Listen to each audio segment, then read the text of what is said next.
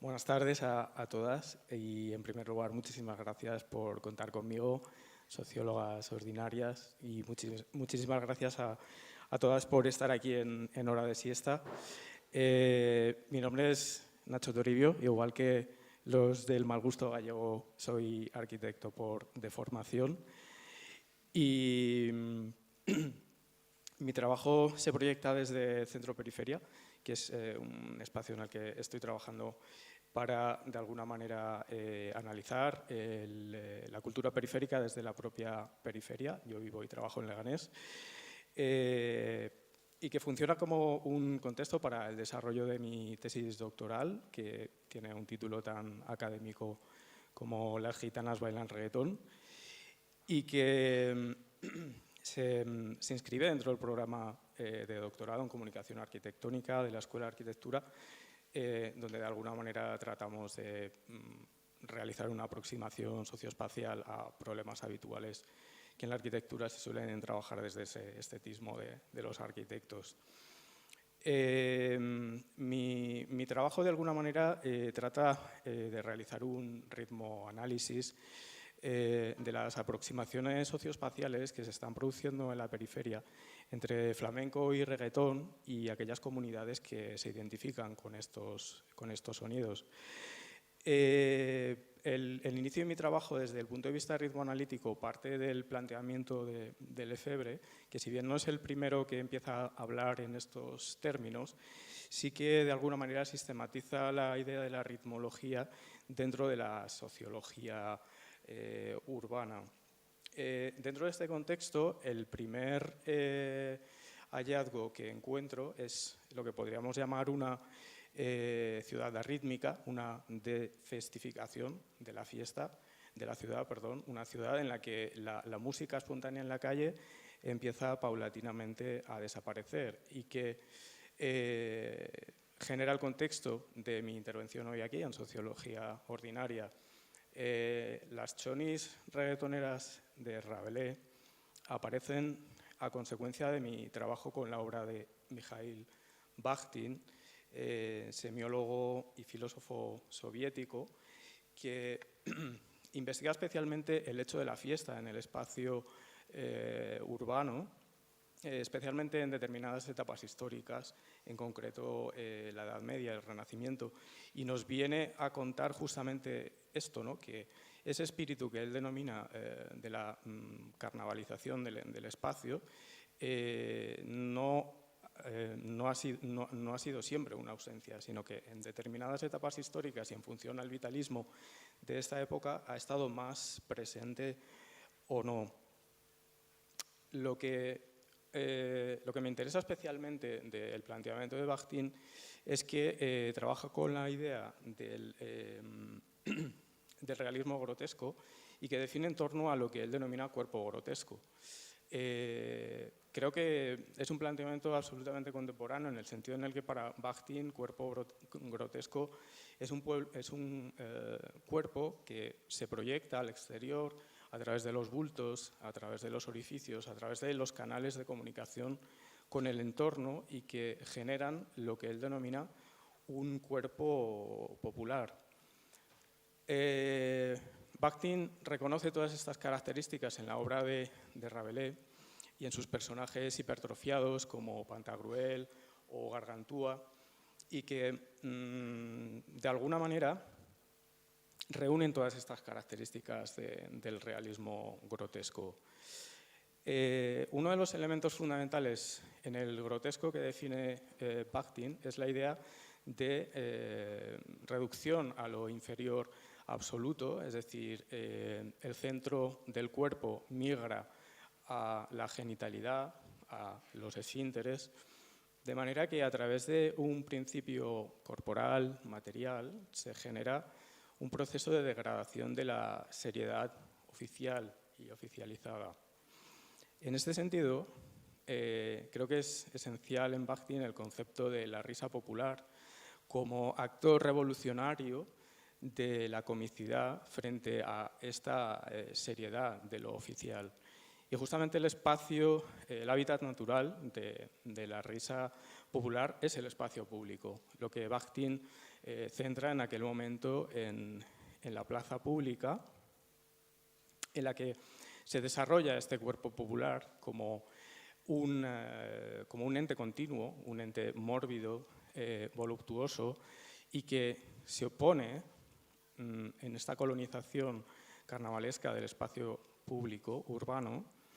a lo que posteriormente, especialmente con la consolidación del Estado-nación centralizado, corresponde con el proceso de imposición del cuerpo individualizado, el cuerpo burguesista, el cuerpo separado de los otros, alejado de todo proceso trans, de todo proceso de transición, y que nos conduce a la idea de cuerpo político, en este caso. Este cuadro de Lorenzo Vallés, que fue un pintor historicista español, se está retratando el proceso de elaboración por parte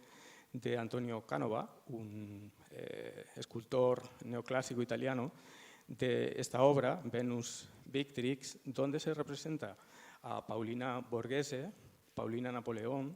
y de alguna manera nos está presentando clarísimamente la idea del cuerpo político que es idealizado por medio de la mitología clásica y que entra en conexión con ese proceso de identificación del cuerpo del soberano o de la soberana con el cuerpo de la nación, con el cuerpo del Estado. El cuerpo se convierte en un símbolo. Esto en términos de fiesta nos lleva a una elitización, una apuesta a producir de la fiesta, deja de ser algo que ocurre de forma espontánea, y su confinamiento dentro del espacio doméstico. En ese sentido, es donde aparece la pregunta que justifica mi presencia hoy aquí, dado que Bakhtin define esa energía grotesca como una especie de pulsión inextinguible que de algún modo garantiza la supervivencia sociocultural del pueblo.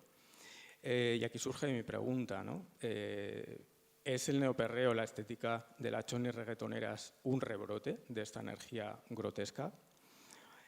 En ese sentido, sin ánimo de realizar un clásico análisis semiótico de la estética de estas chicas, que llevaría indudablemente a un proceso de cosificación, exotización, etc., más que hablar de cuerpos grotescos, dado que al final el grotesco ha terminado siendo encasillado dentro de los confines del mal gusto, de la ordinariez, de todo aquello asociado con las clases menos pudientes, prefiero hablar de vectores o de trazas presentes en cuerpos y que nos hablan de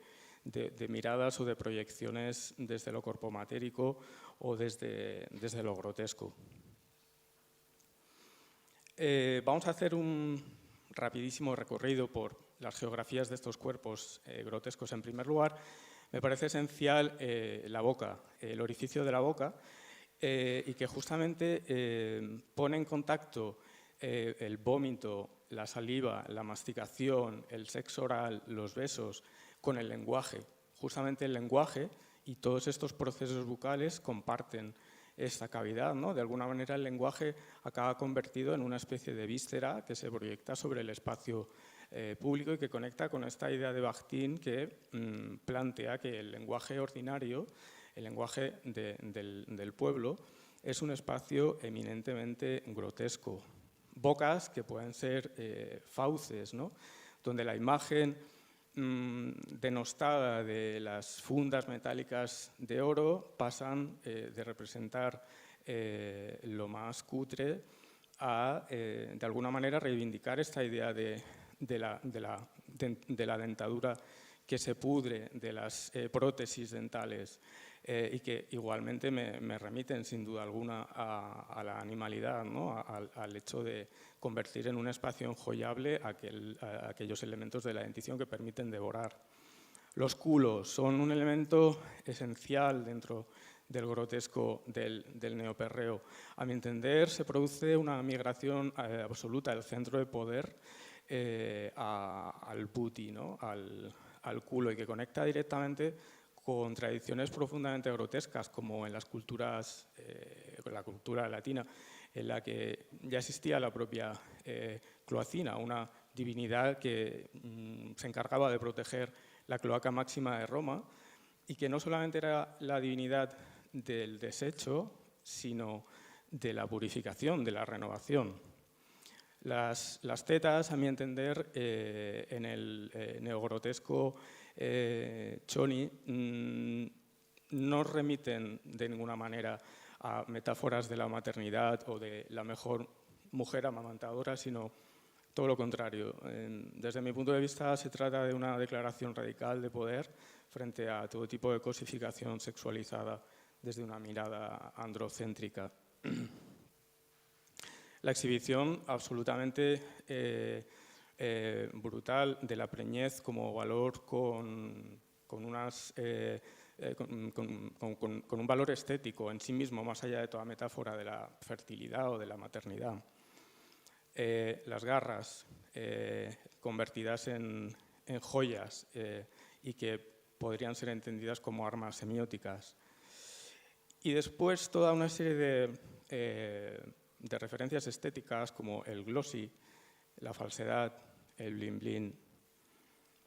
la devoción por las grandes marcas, que nos remiten directamente a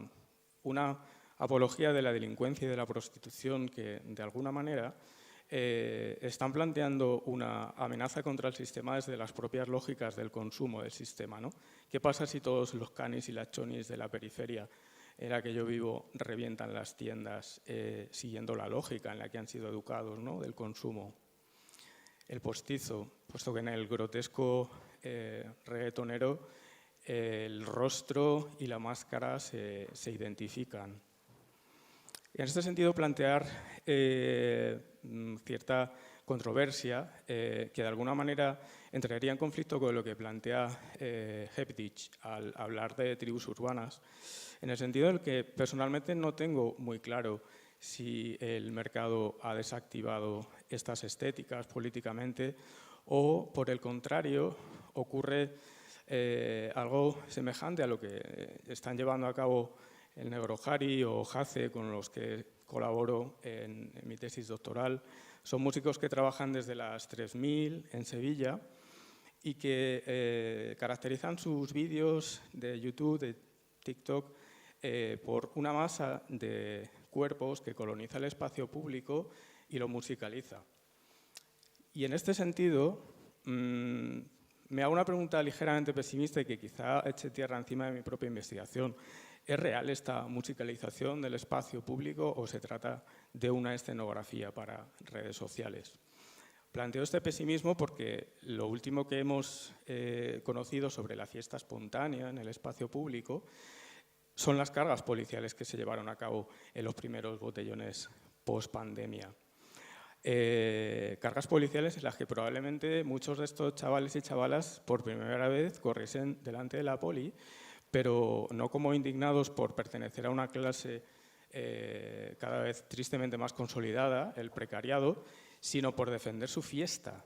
porque de alguna manera